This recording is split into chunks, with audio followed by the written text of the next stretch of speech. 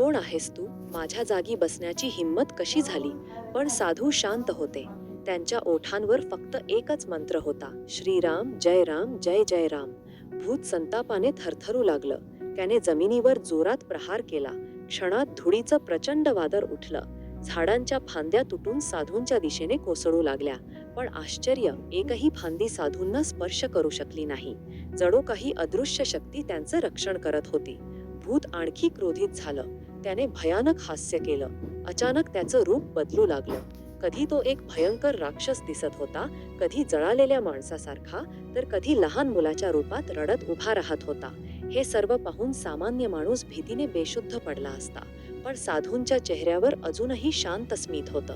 काही वेळाने साधूंनी हळूच डोळे उघडले. त्यांनी भूताकडे प्रेमाने पाहिलं आणि शांत आवाजात विचारलं, तू कोण आहेस आणि इतका राग का बाळगून बसलास?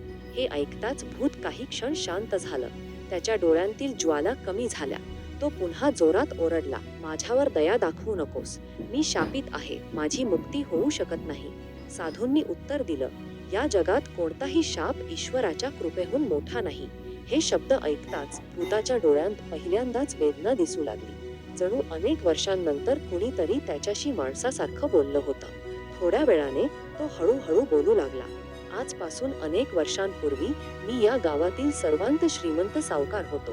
पैशाच्या अहंकारात मी गरिबांना लुटलं, भुकेल्यांना अन्न दिलं नाही, अनाथांची जमीन हिसकावून घेतली आणि एका संताचा अपमान केला.